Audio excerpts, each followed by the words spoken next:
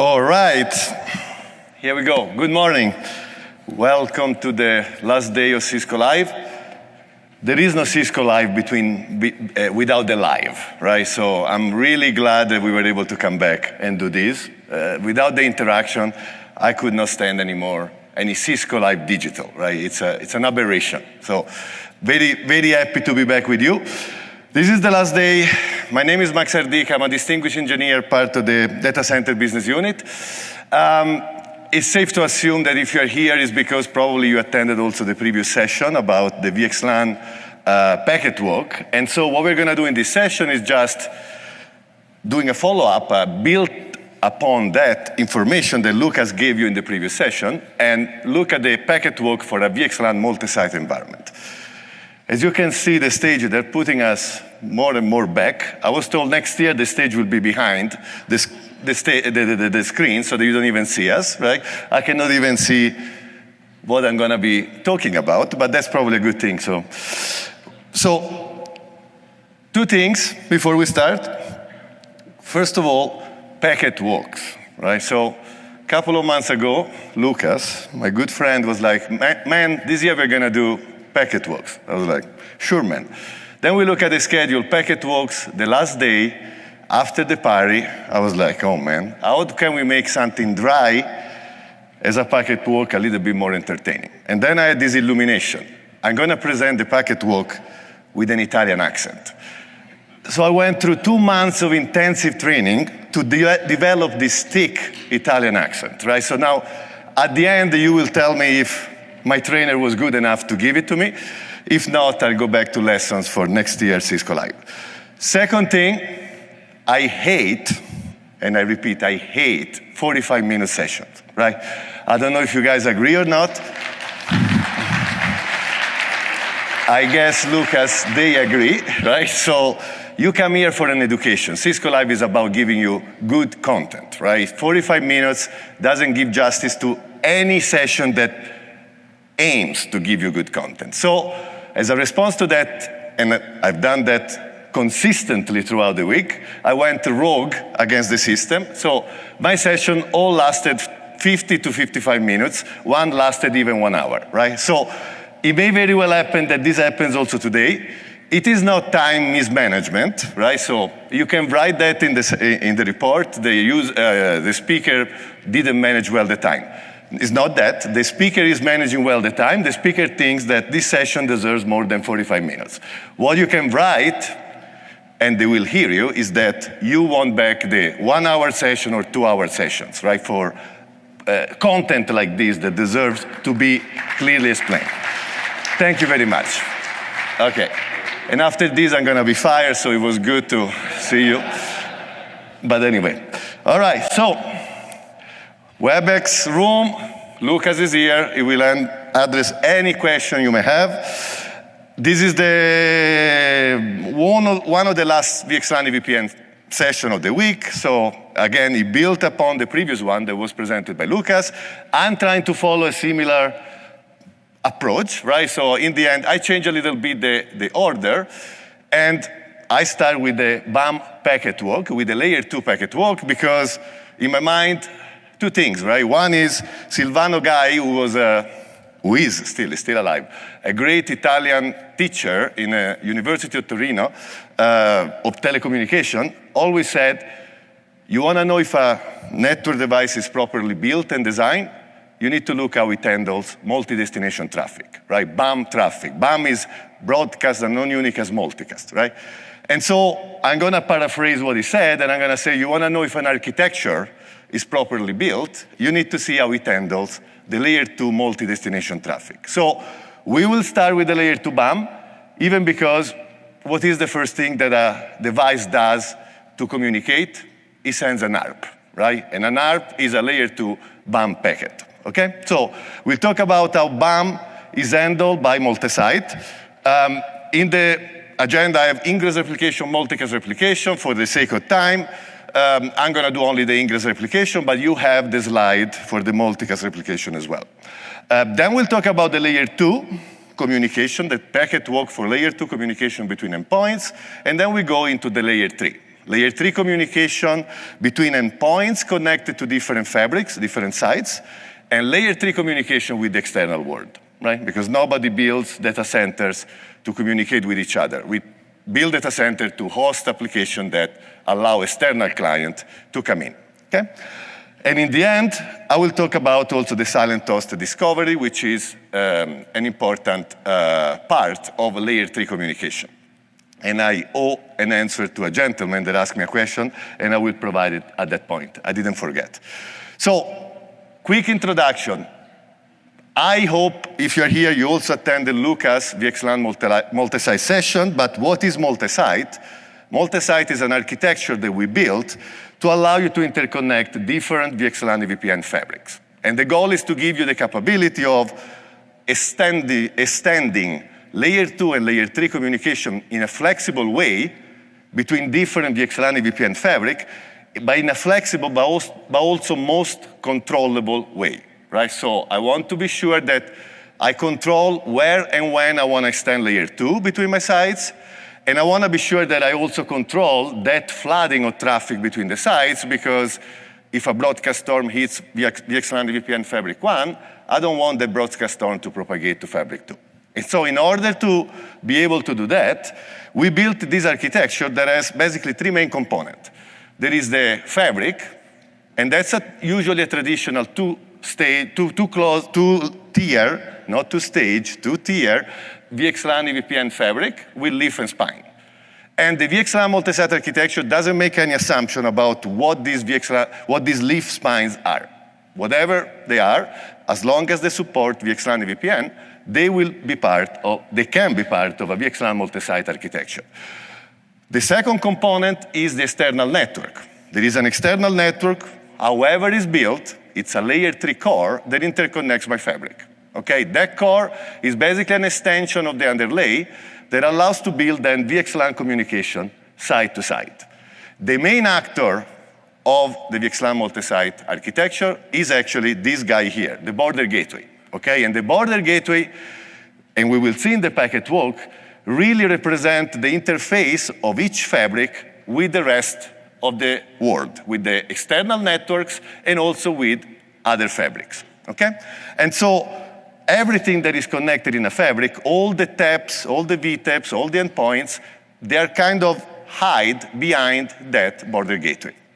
And this allows us to build a sort of a hierarchical architecture, both from an underlay and overlay perspective. And the border gateway is actually responsible for stitching VXLAN tunnels built inside each fabric to allow intra-fabric communication, a VXLAN tunnel built border gateway to allow to extend layer 2 and layer 3 communication between the sites, okay? And so the border gateway is really the key component of this architecture. Each border gateway always have 2 addresses at least, a PIP, which is an individual IP address loopback that identifies the encapsulation and decapsulation of traffic originated by that specific border gateway, and a VIP, in this case a multi-site VIP, which is an anycast TAP address that both or all the border gateway in a site own, which is used to advertise all the local hosts with the next stop being that multi-site VIP. So all the endpoints that are discovered in site 1 are going to be learned with the next stop, the multi-site VIP of that specific site, okay? And we will see that in the packet walk. Last point, there are 2 types of border gateways. There is Anycast border gateway, there is VPC border gateways. Now, in most of the scenarios, Anycast border gateway is the way to go, okay? And I truly recommend that you deploy that. Anycast border gateway means these border gateways have their own identity. There are layer 3 devices that are not part of any domain or any redundancy domain with each other. VPC border gateway means the 2 border gateways are part of a VPC domain. And there are some specific use cases where that may make sense, like integration with a legacy network, like you want to deploy a small fabric and you don't want to dedicate leaf to the border gateway function. But in that case, you could put the border gateway on the spines, right? But anyway, there are some use cases that I'm sure Lucas covered in the multi-site talk on where VPC border gateway matters. For the sake and purpose of this session, I put, and with that I look at the reference topology. I have two sites, two fabrics, one on the left, one on the right, two different autonomous systems, and I'm using the two types of border gateways, two NXOS border gateways on the left, two VPC border gateways on the right. From the sake and purpose of the packet walk, it makes absolutely no difference if I have NXOS border gateway or VPC border gateway, right? And so that's why I put the two flavor there to show you that makes absolutely no difference, okay? So that's the topology of reference. I have site 1, ASN 65001, with a compute leaf, with the two NXOS border gateways, with a border leaf, which provides connectivity to the external world, because, as I mentioned, we want to cover also that part. And I have a second site with a pair of compute leaf and a pair of VPC border gateways. I don't show spines. The spines are in the middle of that little cloud. And also, probably you're wondering, could I combine some of these functionalities on the same leaf? Absolutely, right? You could have VPC border gateways being also compute leaf. You could have NXOS border gateways being combined with the spines. We have lots of flexibility now you build the topology, but to make you better understand the packet walk, I created these different devices, right? So separated in the slides. So without any further ado, let's start with the BAM packet walk. What is BAM? BAM is broadcast, unknown unicast, and multicast. What is the most common example of BAM? ARP, okay? Now, I'm not talking about specific protocols in the packet walk. We just talk about a generic layer 2 packet, layer 2 BAM packet. And we cover ingress replication, okay? And so what is the expected behavior is, if a host inside one generates a layer 2 BAM packet, I want that BAM packet to be replicated inside my site to reach my local border gateway. The border gateway needs to have some communication between each other to decide who is responsible to handle the replication of the BAM packet to the remote sites. We don't want all the local border gateway to do that function because that would create multiple copies sent to the remote sites. And there is an election that happens in a different way if you have NXOS border gateways or VPC border gateways, which basically determines for each layer 2 segment who is the designated forwarder, who is responsible to replicate that traffic to the remote sites, okay? So the designated forwarder does the replication, send the packet to all the remote sites where that layer 2 VNI has been defined. Obviously, if you have 5 sites and my layer 2 VNI is only stretched to site 2 and not 3, 4, 5, I don't want to send the BAM for that layer 2 segment to 3, 4, 5. It would be useless, okay? So we only replicate to the sites where we know that layer 2 VNI exists. How do we know? The control plane tells us, and we will see, okay? And then the receiving border gateways, also the designated forward in the receiving site will do the local replication, and I will reach all the endpoints in that VNI, right? The beauty of VXLAN and of VXLAN EVPN is to provide that abstraction where devices could be connected in fabric on the opposite side of the world and look like if they were sitting on the same layer 2 VLAN connected to the same switch, right? This is the power of having an overlay, okay? So in order to create that layer 2 extension, I need to define an L2 VNI. The L2 VNI is the VXLAN equivalent of a VLAN. And in fact, a VLAN is always mapped to an L2 VNI. In my case, and this is the important point, we multi-site, I control the extension of layer 2 to remote sites by defining or not defining the L2 VNI on the border gateway. If I want to extend a segment out of my site, I need to define that L2 VNI on the border gateway. If I don't define the L2 VNI on the border gateway, it means that layer 2 segment is local to my site and doesn't need to be extended. So in our example, I have 2 sites, I need to extend layer 2, I want to send BAM across the sites, I define my L2 VNI pretty much everywhere, okay? On the compute leaf, local border gateway, remote compute leaf, okay? Now, once I define that L2 VNI, what's going to happen if I configure ingress replication, which is a specific configuration knob that you put on the configuration of the devices will start advertising an EVPN type 3, right? In the type 3, they will advertise the information that they have a locally defined L2 VNI, and they will tell, this is the next stop, this is my PIP address that the other devices need to use to replicate traffic, bump traffic, sent to that L2 VNI. So this exchange of type 3 goes on inside each site and allows essentially the devices to build a flood list, right? In my case, since I want to show a packet going from site 1 to site 2, I make the control plane going from the right to the left. But imagine that the type 3 are exchanged between all the devices in the same fabric and also between the border gateways across the site, okay? Now, in an any-to-any full mesh fashion. And so the local border gateway inside 2 will be the flood list that says, oh, this L2 VNI, when I receive a bump packet, I need to replicate it to the PIP address of leaf 20 and the PIP address of leaf 23, which means these two leaf 20 and leaf 23, have that L2 VNI locally defined. So they may have hosts directly connected that need to receive the bump packet. The border gateway also send EVPN type 3 to the remote border gateway to inform them that actually, yes, there is an L2 VNI defined in my site, so if there is a remotely generated bump packet, you need to send it to me, right? Because I may have hosts locally connected that they need to receive that. And so that's also type 3 with the next stop, the PIP address of border gateway 21, border gateway 22.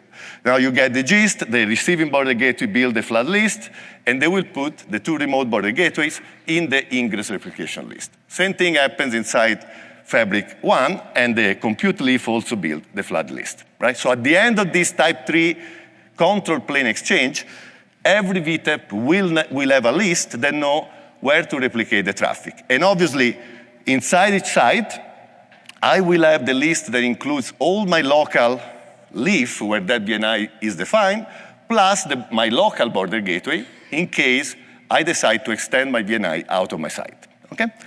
So what happens once the control plane does its job? How does the forwarding work? Well, it becomes quite easy.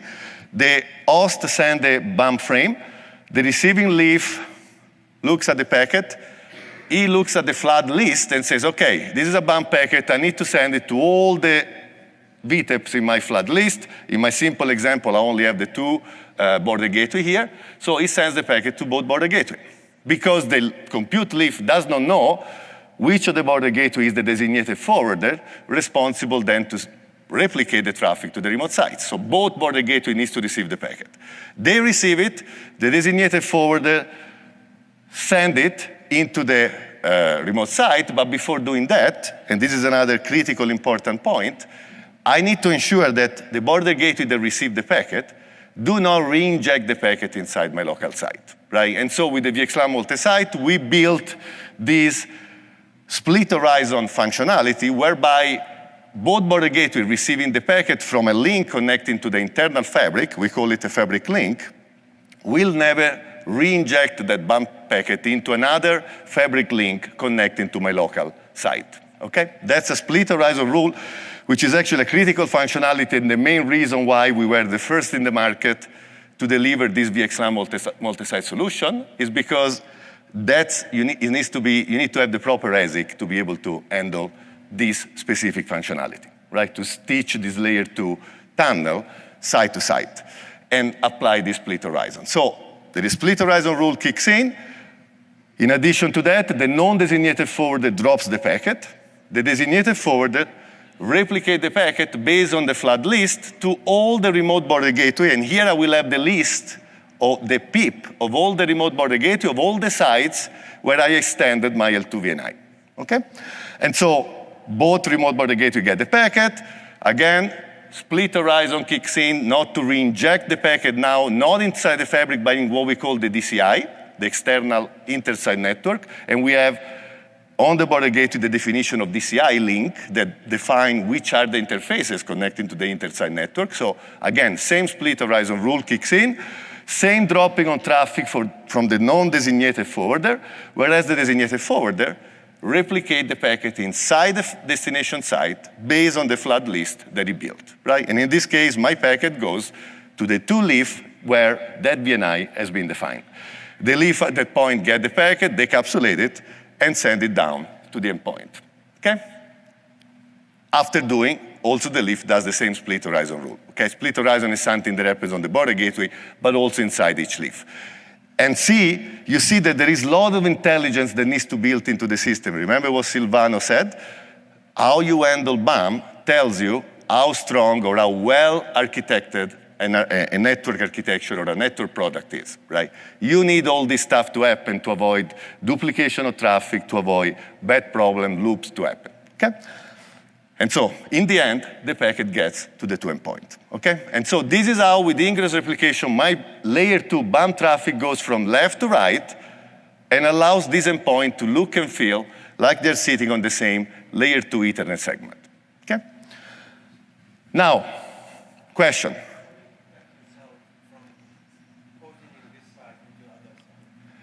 How do you protect the other side from the first side?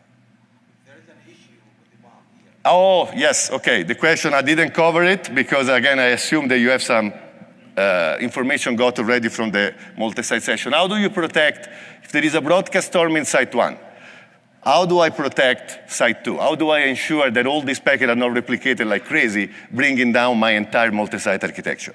There is a storm control, aggregate storm control functionality that the border gateway performs. So you can configure for each type of traffic, broadcast, unknown unicast or multicast, a specific percentage. You can say only 10% of the aggregate broadcast traffic generated in the site should be sent to the remote site. Or you could say 0%. I drop all the unknown unicast traffic generated in the site, I will never replicate it to the remote site. So it's a control that you have on the border gateway, and that's why the border gateway is a key actor in this comedy, right? Because the border gateway controls not only if you want to extend a VNI, but also how much of BAM traffic you allow or do not allow out of your site toward the remote destinations, okay?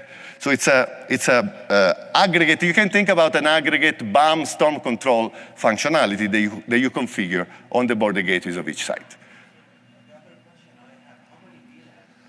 I mean, is there a recommendation how many VLANs we can extend to the other side? For example, if you go to the system admin, you want every single VLAN to be extended. Let's say you have 200 VLANs.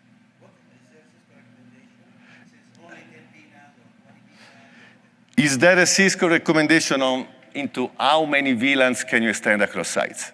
And the answer is, you can extend as many VLANs as we support, right? And so today we support, I believe, is 2,000 VLANs.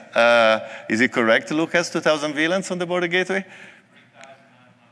3,900. See, things are getting better and better. I even lose track of how good we are. So you can extend 3,900 layer 2 segment out of your site, right? Does it mean that you will have to extend all that L2? Maybe, maybe not. But keep in mind also one other thing, that on the local border gateway, you control how many VNIs you sent out, but also the remote border gateway controls if the VNI, the information for that VNI that I sent is going to be accepted or not, right? So I may have site 1 extending 3,900 VNIs, but site 2, 3, 4, 5, only site 2 accept these 3,900 VNI. The other one don't, okay? So, but you have all the flexibility you want to extend as many segments you need. You won't need more than that, I hope, okay? And if you need, you will have to deploy multiple pair of border gateway, right? You could scope 3,900 on border gateway instance 1, 3,900 on border gateway instance 2, right? Because the L2 VNI segment, you know that we can define, are way more than 4,000 VLANs, okay? Now, enough about BAM. BAM is critical. It's important to handle it properly, but BAM is a mean to a purpose, right? For example, ARP to resolve the ARP information that allows then layer 2 communication to happen. Now, how does layer 2 host to host happen? Well, what we expect, high level from a traffic flow perspective, is that a host will send a layer 2 packet. Let's assume that I did already ARP BAM, so I know to which MAC to send it. The VTEP will know that the MAC is learned through my local border gateway. The border gateway will know that the MAC is learned through the remote border gateway of the remote site where the endpoint is located. The remote border gateway will send it to the local leaf where that MAC address has been discovered, okay? That's what we expect from a high-level flow perspective. Now, more in detail, how does that happen?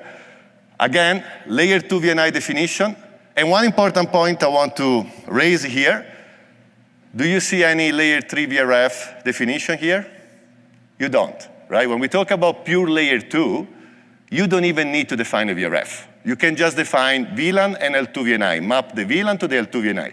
Lucas talked about MAC VRF table and RIB.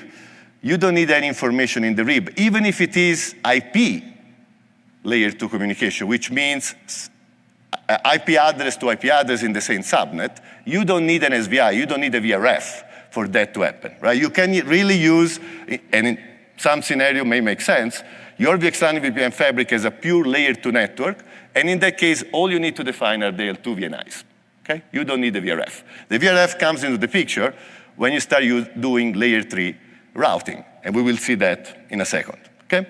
So I define my L2 VNI, we saw it already, so they are defined. Now the host, as a result of the definition, when I basically connect host to my leaf, the local hosts are learned. I learn the MAC address from any packet that this host sends out. The local leaf will learn, oh, I have this MAC address like any switch, right? Like any layer 2 switch. Oh, I'm learning this MAC on this local interface. Once I learn that MAC, what the leaf generates, control plane, EVPN 101, generates a type 2 with the information that, okay, this MAC is locally connected to me. To reach this MAC, the next stop you need to use is my local PIP, right, 10.1.1.10. And that information is propagated inside my local fabric so that the local border gateway gets it. The local border gateway have the L2 VNI locally defined, which means I need to extend out that VNI, okay? And so that means I'm gonna send the type 2 information. I'm going to propagate the EVPN type 2 or regenerate, if you want, a type 2 advertisement toward the remote border gateway with the information that in order to get to that MAC, the next stop is my multi-site VIP, right? Remember I told you all the hosts connected in a site, they're hidden behind the multi-site VIP address, which is configured on the border gateway and identifies that site, okay? So the MAC address, the next stop for that MAC address is the multi-site VIP, okay? And another important thing that the border gateway need to do, they automatically change the route target of this advertised type 2. Why? Because under the assumption that the route target is auto-generated, the route target is always the autonomous system by default, 65001, semicolon, the VNI ID. Now, the VNI ID is consistent in Site 1 and Site 2, but the autonomous system is different. So if the border gateway would not change the autonomous system based on the autonomous system number of the remote site, the remote border gateway would not import that route in the local MAC VRF table, right? So that's why I put in red 65002, because that's a rewrite function that the local border gateway does, okay? So the remote border gateway get the information, put it in their MAC VRF table, regenerate a type 2, forwarded inside the site, the destination site, with the information that sent to everybody that says, hey, when you want to send a packet to this MAC does not exist in your site, you need to send it to me. You need to send it to the multi-site VIP because it's something that I know exists in a different site. Okay, so all the local leaf will know that to get to the MAC, they need to go to the border gateway. It's like a sort of default route, right, to go to that any remote destination. So on the opposite direction, it happens the same for host B information, of course, okay? Now, based on this exchange of information, when the host A sends the packet, we populate the information, right? So if you look at the MAC VRF table, each host, each border gateway knows exactly what is the next stop to reach the MAC, okay? And again, you can replay these on your side. You have all the slides, and you will see that the information that they put in the table is consistent with the control plane exchange that has happened in the previous slide. And so when the host generates the packet destined to the MAC address of host B, the local leaf will look at the packet and will say, okay, to get to this address is not inside my site. I need to encapsulate to the multi-site VIP, which is the border gateway, my local border gateway. Okay, so we do a local site, a tunnel, a VXLAN tunnel local to the site, and we send it to the destination the multi-site VIP. Now, for sure, inside the fabric, you will have multiple paths, equal cost path through the spine that will take you to the multi-site VIP. So the packet could be delivered to leaf 1 or leaf 2. It doesn't matter. This is not BAM. We don't need any designated forwarder. Only one leaf will always get that packet because when I route to the multi-site VIP, I go to border gateway 1 or I go to border gateway 2. It's a unicast packet, right? I will never send it to both. So we don't have the problem of designated forwarder here. One of the border gateway here, the top one, for example, gets this packet. We look in this MAC VRF table, we'll say, okay, to get to this packet, to get to this MAC, the next stop is the remote site border gateway. It means that it exists in that remote site. So the border gateway encapsulate, change the destination of the packet to the multi-site VIP of site 2, right? I don't need to know behind which leaf in site 2 is. I don't care. I encapsulate to the multi-site VIP that identifies the border gateway of site 2.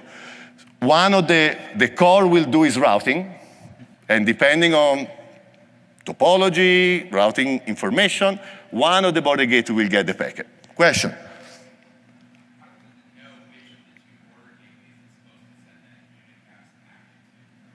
How does it know to which of the remote border gateway is supposed to send the packet to? It does not, because again, it sends it to the multi-site VIP. The multi-site VIP is owned by all the remote border gateway. And at that point, it's just routing that will take the packet to border gateway 1 or border gateway 2. I don't care, okay? That's the beauty of having what we call the NXOS step address, which is an address, the multi-site VIP in this example, that is owned by all the border gateway of a site, okay? And it's basically the interface for traffic from the local site to remote and from remote to local, okay? So in this case, the border gateway on the bottom, the 20, I'm blind like a bat, border gateway 22 is getting the packet. He will then look in his MAC table, and now in his MAC table, he will see that, oh, this MAC is behind the local leaf, right? And he will encapsulate the packet, decapsulate, do the layer 2 lookup, and re-encapsulate the packet to the local leaf PIP address. And the leaf will then decapsulate, look in the MAC table, I will have my local host learn, and send it to the local.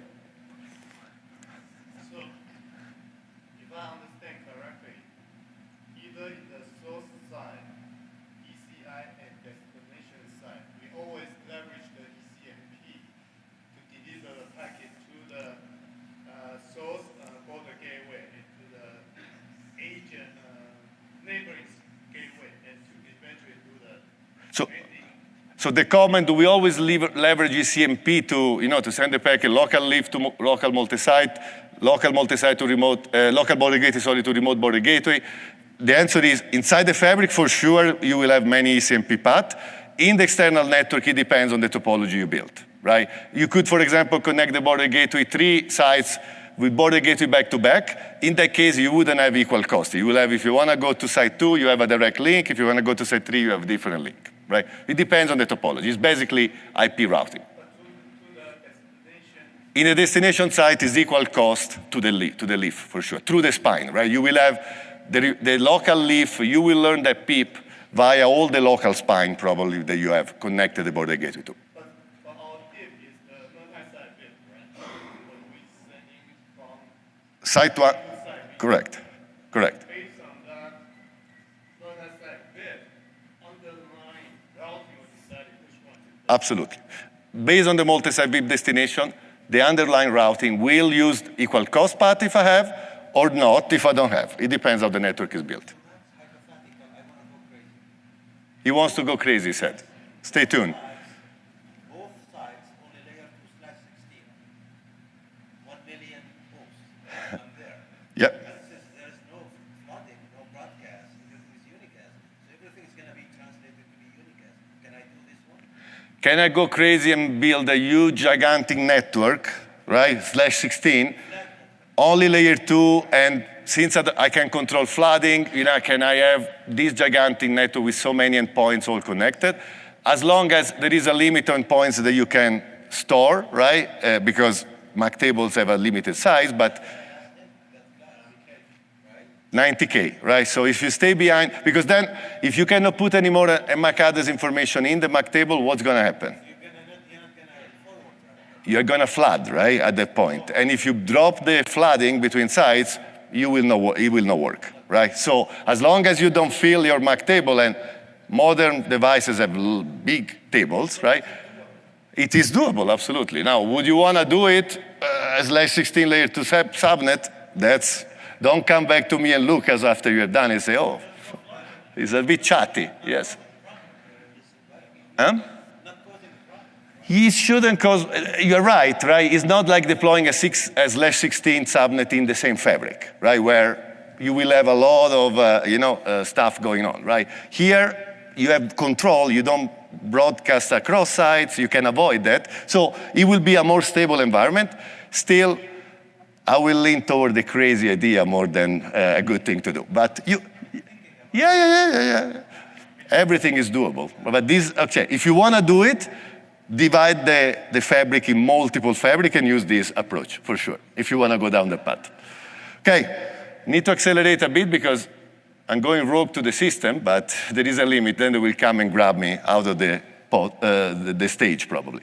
So let's move into the layer 3. But now you get the gist, and so you should be easier to accelerate a bit.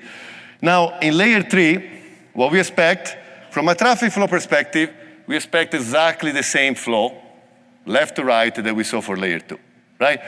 What is changing is that when I go into the definition of VNIs, now I define an L2 VNI, and I also define an L3 VNI. The L3 VNI is associated to the VRF, right? So since I want to route, what I need on my leaf, on my compute leaf, is a default gateway function, right? So I need to instantiate the VRF, I need to instantiate the SVI that represent the default gateway for the local endpoints that are part of the L2 VNI. But the interesting thing is that if I only want to route across site, and you will see when I do this, what is different in this slide compared to the one I show you for the layer 2? Is that the L2 VNI is only defined on they're only defined on the compute leaf. I have two different L2 VNI, one for associated to VLAN 10, one associated to VLAN 20.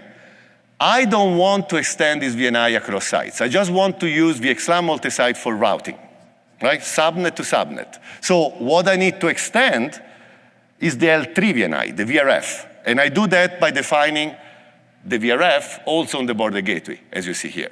If I didn't define the VRF on the border gateway, that VRF will not be extended, and everything I show you in the next 5-6 slides will not work, because the control plane would not exchange information between the sites. But if I want to extend the VRF, if I want to route between two fabrics, I define the VRF on the border gateway, and this will basically trigger the control plane that I'll show you later, right? And that's why I said at the beginning, the border gateway is the key component that allows you to control what you extend across sites. If I define the L2 VNI on the border gateway, means I want to go layer 2 to a remote site. If I define the L3 VNI on the border gateway, means I want to go layer 3 across sites, okay? And that's the level of control you gain with this VXLAN multi-site architecture. Now, from a control plane perspective, if you do this configuration here, BAM across site doesn't work. No, because you don't need. Why do you want a BAM if your VNI is only local to the site? You do BAM inside your site, right? And that's the beauty of using this just for routing, if you want, okay? Now, from a control plane perspective, when I learn my local endpoint, host A connected to the VTEP on the left, I'm still gonna send the type 2. The type 2 now will contain the MAC address and the IP address of that host, right? But what I'm gonna send also is a type 5. And I'm gonna send the type 5 if I configure the leaf to advertise that type 5. That type 5 is the subnet associated to the L2 VNI, okay? And we will see in a few minutes why it's important to define that subnet and advertise that type 5. It has to do with silent host discovery, mostly, okay? So I advertise the type 2, I advertise the type 5. The border gateway, what does he advertise to the remote sites? Does he need to advertise the type 2? Yes or no? No. Why? Because we do not extend layer 2. So why do I want to send you granular /32 information to the remote sites? I know that the subnet is only local to my site. So what do I send you? I send you only the type 5. If you want to talk to anyone in that subnet, just send the packet to me for the entire subnet, because that subnet is only contained in my site. This will change as soon as I define the L2 VNI on the border gateway. At that point, the border gateway will start sending out also type 2, because it means someone else will need granular information. The subnet is stretched, and I want them to send the traffic to me only for endpoints of that stretched subnet that are defined or discovered in my local site. But in this case, type 5 is all I need. Everybody who wants to talk to the subnet, send the traffic to me, okay?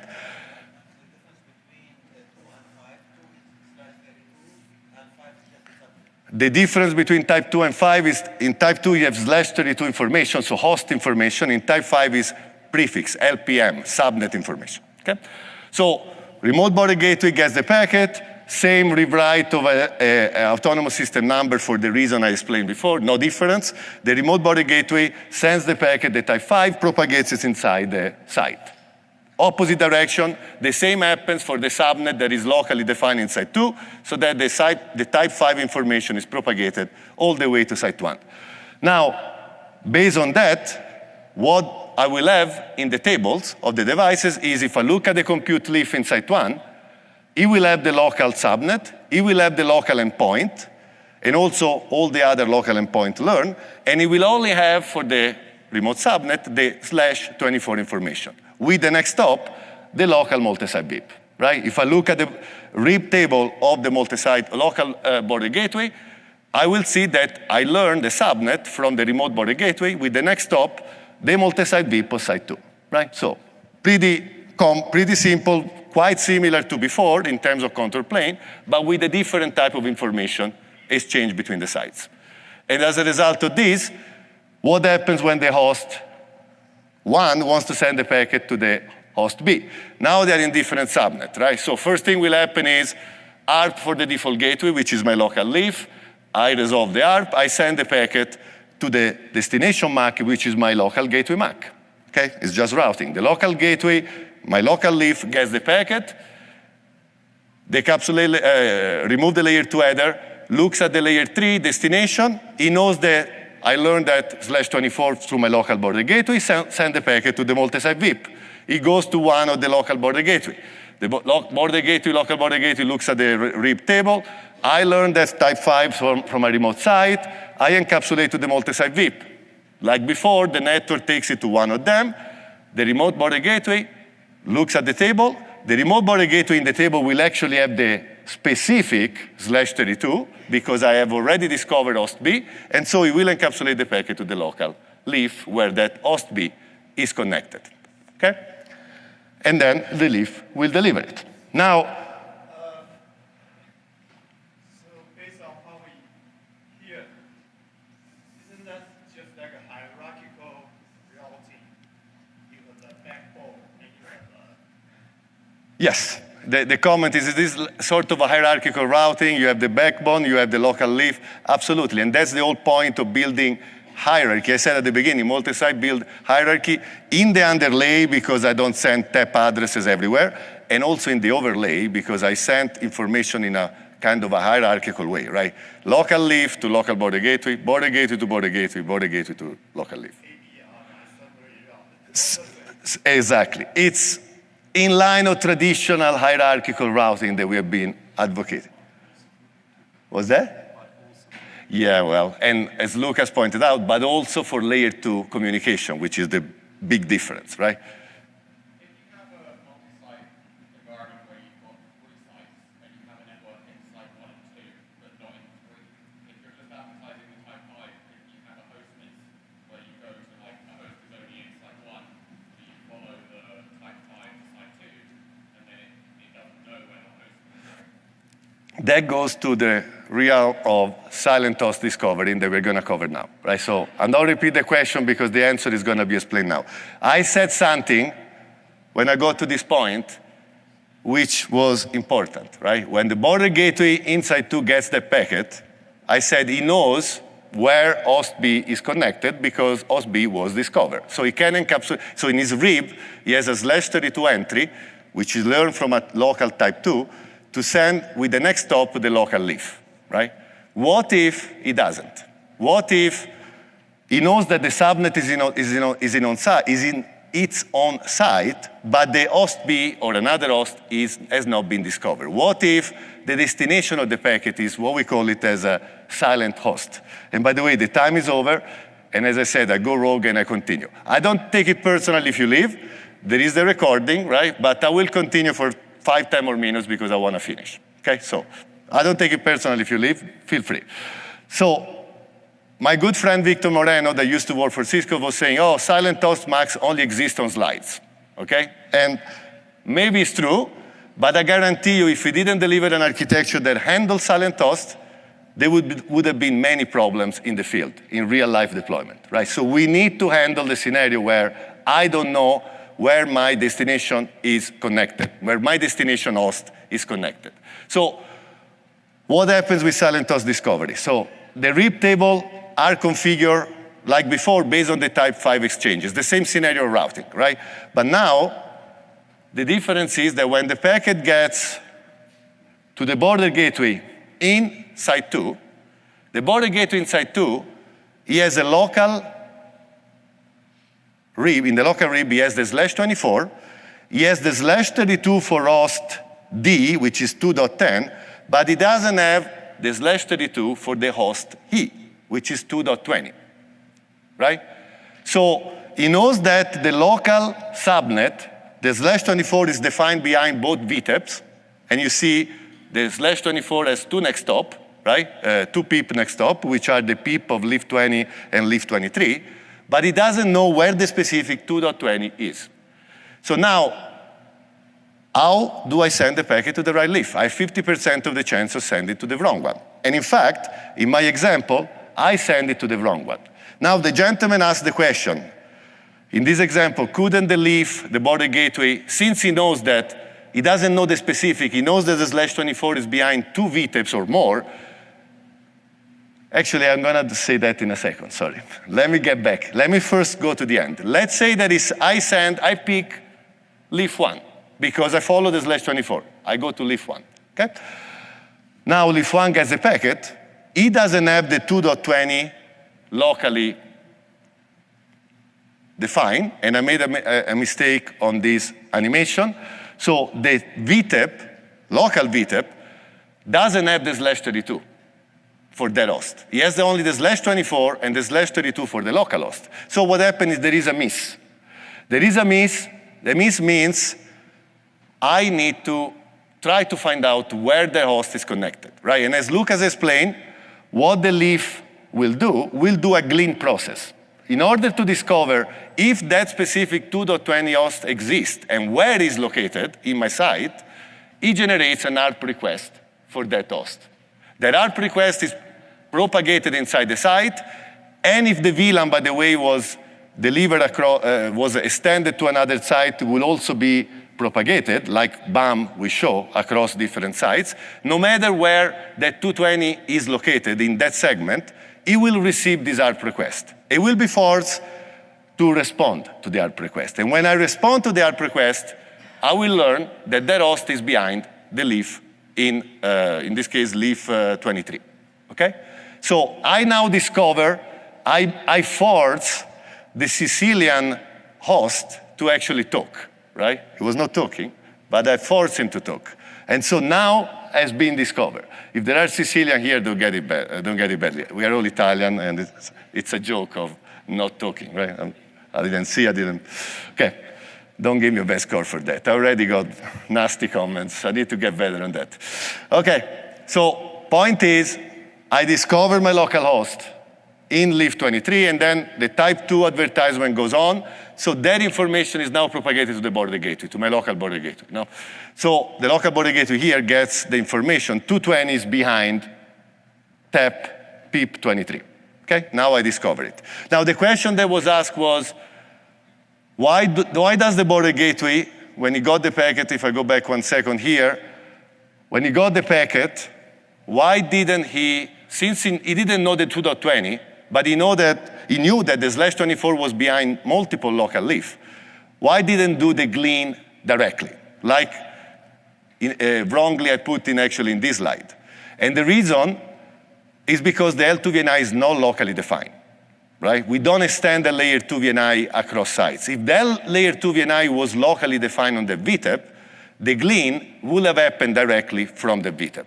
And in the example that Lucas did in his slide in the previous session, it was the same, right? The leaf where the packet was originated had multiple /24, but it didn't have that layer 2 VNI locally defined. That's why the glean happened on the destination leaf and not directly on the source leaf.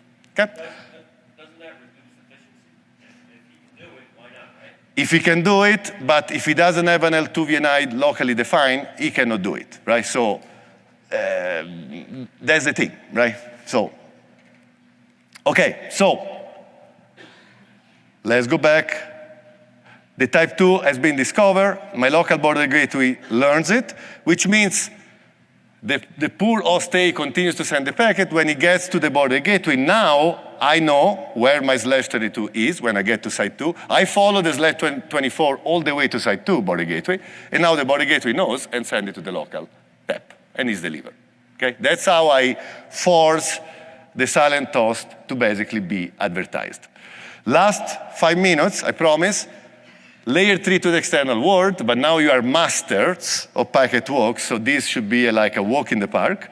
So in this case, I have a border leaf in site 1 connected to the external world. You may think, what happens if I have a border leaf also in site 2? Yes, you can have all possible scenarios, right? You don't need to have connectivity to the external world centralized in a site. You can have a shared border design. You could have what we call it L3 out in ACI terms, but okay, a connection to the external network in each specific site.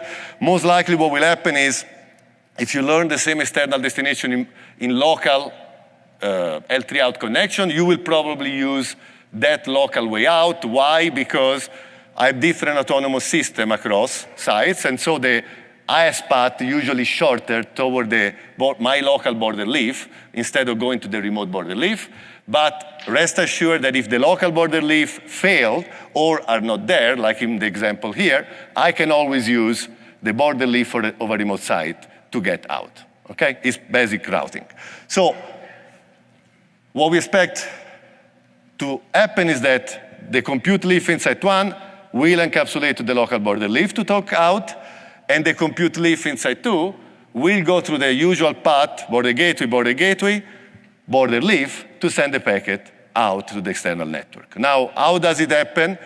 Obviously, this is another case where it's all about type 5, right? Again, I don't extend L2 VNI.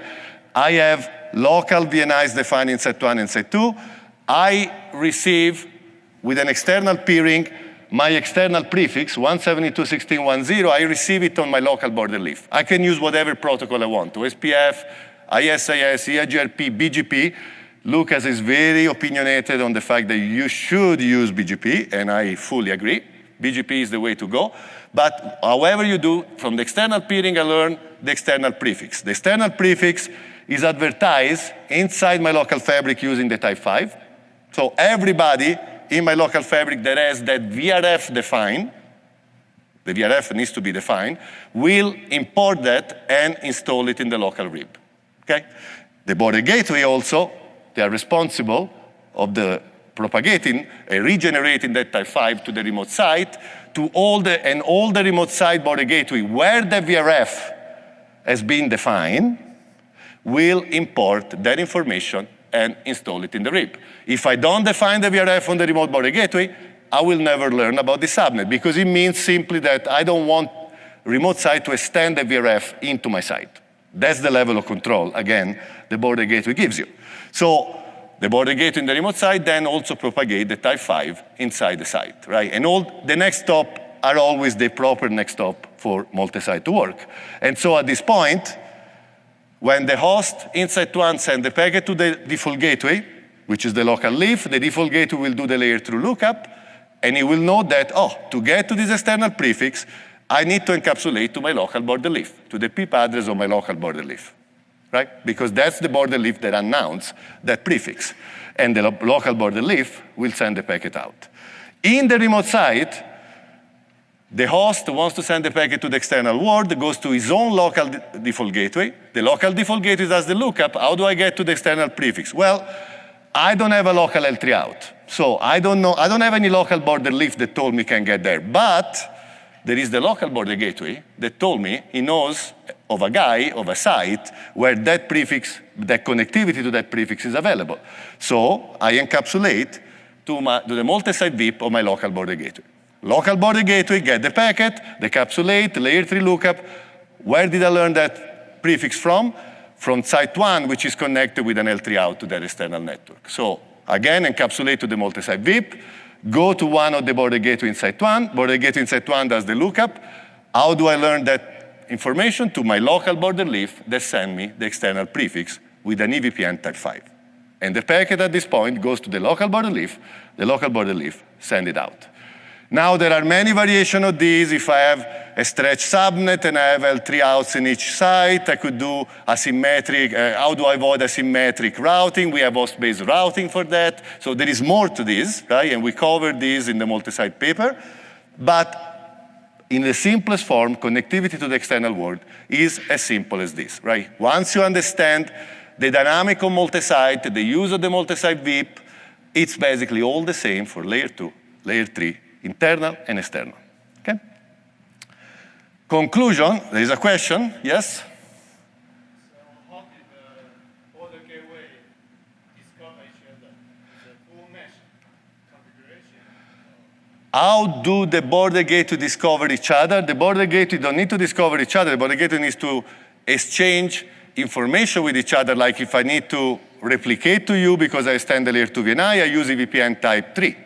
If I need to send the traffic to you layer 2 to a MAC, you send me a type 2 or a type 5 if I need to route to you, right? So there is not, and then there is also from a control plane perspective, in order to send you the information, it's a BGP neighbor configuration. It's eBGP, EVPN overlay configuration. You are my neighbor, and we do a full mesh control plane peering, or we do route server. There is a route server functionality. I can deploy the route server in the intersite network, and it's like a route reflector for eBGP. That's what the route server is, right? So I need to build a control plane, and then I exchange all the information, okay? So there is a question from the lady.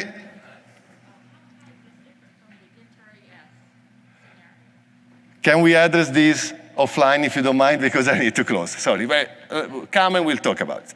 So, conclusion. It was dry, it was a packet walk.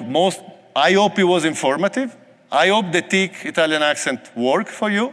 If it doesn't, I will try to do a French accent at next Cisco Live, and we try like that, okay? So, as Lucas said, these are a reference. We have amazing prices for you if you fill the survey. The highest the score you give, the most amazing the prices become, right? They're really incredible. I couldn't believe when I saw them. So, please, but jokes apart, tell us if you like the packet walk. If you don't like the packet walks, say, you know, guys, on Friday I want to go to the pool, it's better. We all agree. But if you like the packet walk and they are useful, let us know, and we will repropose this session for future events, maybe improved or expanded. Okay? Thank you very much, and have a safe travel back home.